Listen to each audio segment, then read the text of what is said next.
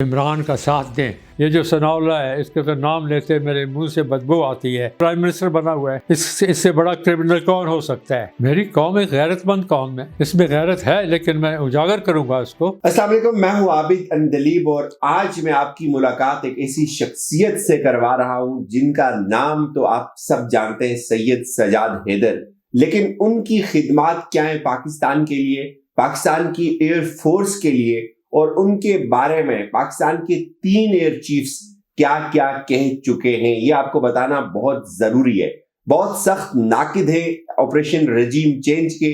آپ دیکھیں اس وقت بھی اپنے بیک گراؤنڈ میں امپورٹڈ حکومت نامنظور کی شرٹس بھی انہوں نے لگائی ہوئی ہیں. لیکن ان کے بارے میں جو کچھ اس سے پہلے سید سجاد حیدر صاحب کے بارے میں جو ہمارے ایئر چیف تھے, سب سے پہلے میں بات کروں اگر ایئر مارشل اصغر خان کی, تو انہوں نے کیا لکھا تھا.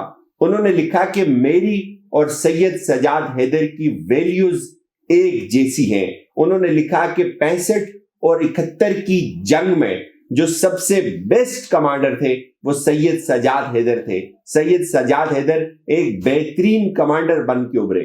پھر ایئر مارشل نور خان, وہ لکھتے ہیں کہ ستارہ جرأت ان کے لیے کافی نہیں تھا, اس سے بڑا اعزاز یہ ڈیزرو کرتے ہیں. پھر ایئر مارشل رحیم خان, ایئر مارشل رحیم خان نے ایئر مارشل نور خان سے اتفاق کیا اور وہ بھی یہ کہتے ہیں کہ جو سید سجاد حیدر ہیں ان کو پاکستان ایئر فورس کا چیف بننا چاہیے تھا. ان کی ایک کتاب ہے ناظرین جس کا نام فلائٹ آف فالکن ہے, ایک بہت ہی زبردست کتاب. 14 سال سے وہ مسلسل پبلش ہو رہی ہے, اس کے کئی ایڈیشنز چھپ چکے ہیں اور اس وقت ایمیزون کے اوپر 5 سٹارز اس کو ملے. بہت بڑی بڑی لائبریریز کے اندر وہ پڑھائی جا رہی ہے, انڈیا کے وار کالج کے اندر پڑھائی جا رہی ہے. پھر اس کے ساتھ ساتھ آسٹریلیا کی ایک جو لائبریری ہے اس کے اندر وہ کتاب اپنی جگہ بنانے میں کامیاب ہے. بہت زبردست ہسٹورین ہے پاکستان کی, بہت جو ہسٹری ہے اس کو خود اپنی آنکھوں سے بنتے دیکھا ہے. آج کل آپریشن جو رجیم چینج ہوا اس کے بہت سخت ناقد ہیں. سر بہت بہت شکریہ, آپ پاکستان کی بننے کی تاریخ سے آگاہ ہیں, پاکستان کے آج کل کے حالات سے آگاہ ہیں. کیا کہیں گے, یہ ملک کس طرف جا رہا ہے؟ دیکھیں, یہ جو کچھ بھی ہوا ہے اس وقت بہت خوفناک ہے. میں خوفناک کا لفظ استعمال کروں گا, اور ستم ظریفی بھی ہے کہ یہ جو کہتے ہیں امپورٹڈ ہے, امپورٹڈ کا اس میں ایلیمنٹ ہے, لیکن جو اصل ستم ظریفی ہے وہ یہ ہے کہ جو اپنے پاکستان کے لوگوں نے, میں ان کو زیادہ پاکستانی نہیں سمجھتا, پیٹریوٹ نہیں سمجھتا, کبھی ہو نہیں سکتا کہ پیٹریوٹ اس قسم کی حرکت پاکستان کے ساتھ کریں. لیکن بات یہ ہے کہ یہ اس کو تاریخ کے منظر میں جلدی سے دیکھنا چاہیے کہ یہ جب پہلا شب خون مارا تھا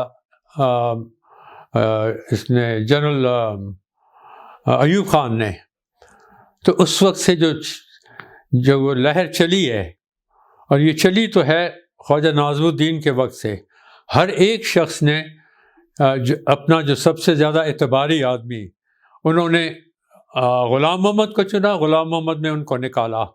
اس کے بعد انہوں نے ایوب کو پسند کیا, ایوب نے ان کو جوتا مار کے باہر نکالا, اس کو غلام محمد کو. اور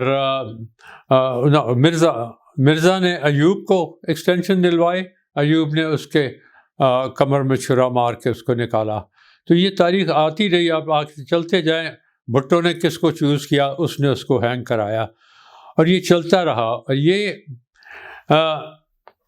میں نے ایک بہت خفیہ میٹنگ تھی, بہت ٹاپ, میرے خیال پاکستان تاریخ کی بہت اہم میٹنگ تھی, جب ضیاء الحق نے 30 دفعہ وعدہ کیا تھا پاکستان میں الیکشن ہولڈ کرنے کا. اور اس میں جب یہ موومنٹ شروع ہوئی تھی, اس میں ایئر مارشل اصغر خان جو تھے اصل میں وہی تھے جن میں لیڈرشپ کی کیپیبلٹی تھی, جو ایمانداری سے پاکستان میں اصلی ڈیموکریسی جو کہ جس کو جمہور کہتے ہیں وہ لانا چاہتے تھے. باقی یہ جو مولوی وغیرہ تھے ان کی نیوسنس ویلیو بہت تھی جس کی وجہ سے وہ کامیابی بھی ہوئی, لیکن ان میں سنسیئر کوئی بھی نہیں تھا سنسیئر. اچھا, اب وہاں سے آپ اگر دیکھیں تو پاکستان کی جو ہے لہر اترائی کی, سمجھے, جب جہاں قائد اعظم ہمیں چھوڑ کے گئے تھے, وہ ان کی وفات, جو ان کی بڑی دردناک وفات جو ہوئی, جو کہ قوم اس وقت کے لیڈروں کے لیے شرم کی بات تھی کہ جس طرح قائد اعظم کو کے آخری سانس نکل رہے تھے. تو میں ہمیشہ سمجھتا ہوں اور مجھے یقین ہے کہ اللہ سبحانہ تعالیٰ ہر چیز جو ہے اس کائنات میں اللہ کے حکم سے ہوتی ہے. کوئی پتا نہیں گر سکتا جب تک کہ اللہ کو معلوم نہ ہو.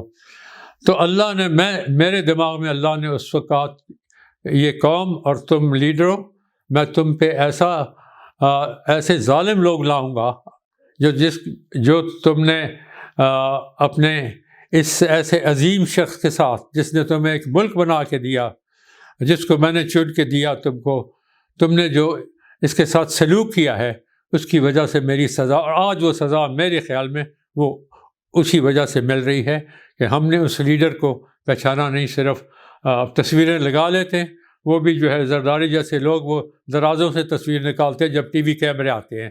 یہ تو ہماری منافقت کی حالت ہے. بہرحال بات یہ ہے کہ وہ تاریخ میں جب جاتے ہیں تو میں مختصراً بتانا چاہتا ہوں, زیادہ نہیں جاننا چاہتا اس وقت, کیونکہ تاریخ میں کسی کو شوق نہیں ہے. ہمارے کسی لیڈر کو اپنی پاکستان کی تاریخ کا میرے خیال میں 10% بھی نہیں معلوم کہ سچائی کیا ہے, کیونکہ سچائی یہاں پر جو ہے وہ ایک قسم کا جرم ہے.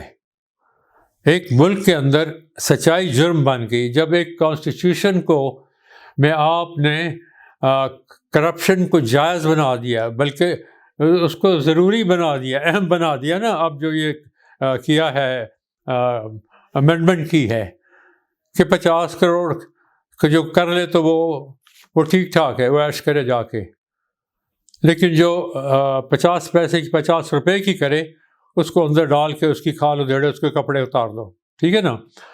یہ بات ہے. اب بات یہ ہے کہ جب ہمارا معاشرہ اتنا گر گیا ہے تو وہ ایک دم نہیں ہوا. میں نے جیسے بتایا آپ کو کہ یہ قائد اعظم کے بعد ہر ایک نے, لیاقت علی نے شروع کیا. یہ میں بتانا چاہتا ہوں, لوگ ڈرتے ہیں بات کرنے سے, مجھے اللہ کا ڈر ہے. میں 90 سال کا ہوں. جب میں 45 سال کا تھا تو اس وقت میں نے ضیاء الحق کو کھڑے ہو کے یہ کہا تھا, اس کی میٹنگ, سارے مطلب ہے کہ سب جرنیل پاکستان کے اس وقت موجود تھے وہاں پہ, ایئر مارشلز اور نیوی کا نہیں تھا. یہ روداد خان صاحب حیات ہیں, آپ ان سے پوچھ لیں. اسلم بیگ مرزا وہ موجود تھا. جنرل صفدر بہت عظیم, میں پاکستان آرمی میں نے سب سے بہترین جنرل اپنے وقت میں جو دیکھا وہ تھا جنرل صفدر. بہت اس وقت بیمار ہے, اللہ ان کو صحت عطا فرمائے. وہ گورنر پنجاب بھی تھے بعد میں. یہ سب موجود تھے جب میں نے جنرل ضیاء الحق کو کہا کہ آج آپ نے یہ تیسری دفعہ اپنے الیکشن کا وعدہ جو ہے آپ اس سے واپس موڑے ہیں, آپ نے وعدہ توڑا ہے, تو مجھے اس وردی میں آج وہ فخر نہیں رہا جس کے متعلق آپ نے ہمیشہ مجھے بڑی شفقت سے تعریف کی ہے. میں اس کا شکر گزار ہوں, لیکن آج میں اس وردی میں مجھے جو پرائڈ ہے وہ اس کو آج میں فیل نہیں کر رہا ہوں, کیونکہ اب میں پاکستان کے جیسے قائد اعظم کی تقریر سن کے میں نے پاکستان ایئر فورس جوائن کی تھی بڑے جذبے کے ساتھ, اور 30 سال میں نے سرو کیا. تو میں نے کہا اب میں محافظ نہیں, اب میں آپ کے ساتھ پاکستان کے حاکموں میں ہوں, اس لیے میں اب نہیں سمجھتا کہ میں اس وردی کے قابل ہوں. تو اس کے بعد میں نے ریزائن کرنا چاہتا, لیکن بہرحال وہ مجھے چیف میرے دوست تھے, انہوں نے مجھے ریٹائر, پہلے انہوں نے کوشش کی مجھے کمانڈ دینے کی, میں نے انکار کر دیا, اور مجھے PI میں بھیج رہا تھا ضیاء الحق. لیکن اٹھ کے میں نے یہ کہا, میں نے کہا کہ آپ مجھے یہ نہیں رہا. اور میں نے کہا کہ سر آپ کو انٹیلیجنس ایجنسی جو ہے کبھی پاکستان میں انٹیلیجنس نے سچ نہیں بولا، اور یہ آپ کو معلوم ہونا چاہیے. اور ہر ایک جتنے بھی ہمارے جو حکمران گئے ہیں اور جس طریقے سے بری طریقے سے گئے ہیں، خاتمہ ہوا ان کا، انٹیلیجنس ایجنسی نے ان کو کبھی سچ نہیں بتایا تھا. اور میں اس وقت یہ کہہ سکتا ہوں، آپ اس کے ساتھ محمود ہارون جو تھے انٹیریئر منسٹر بیٹھے تھے، اختر الرحمان ISI چیف بیٹھا تھا. میں نے کہا انٹیلیجنس ایجنسیز نے کبھی سچ نہیں بولا، نہ ابھی بول رہے ہیں. اور یہ جب میں نے کہا کہ مجھے ایک فکر ہے کہ آپ کا بھی انجام ویسا نہ ہو جیسے پہلوں کا ہوا تھا.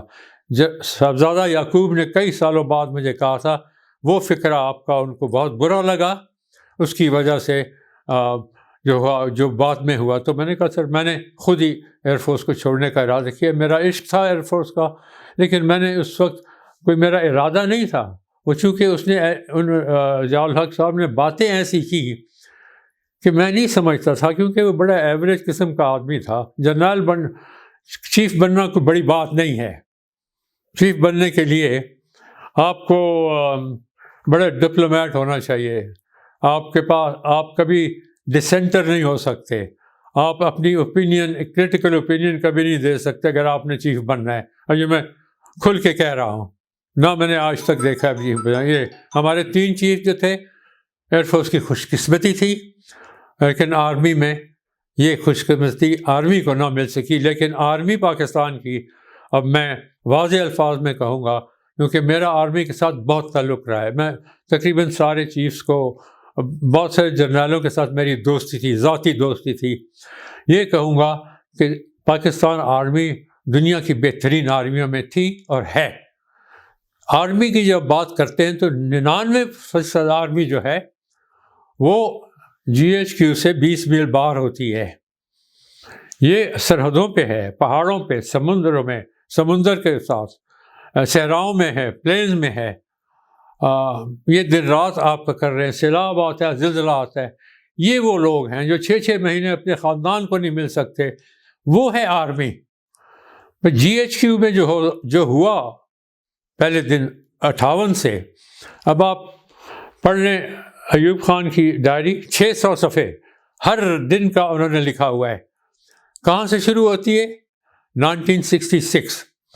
یہ یہاں منافقت آتی ہے کہ 65 کی جنگ فاطمہ جناح کے ساتھ جو الیکشن میں سلوک ہوا، یہ سب اس کو بالکل بھول گئے اور اس کے بعد اپنی تعریف میں لگ گئے، 600 صفحے لکھا دیے اور بیٹے نے اس کو چھپوایا.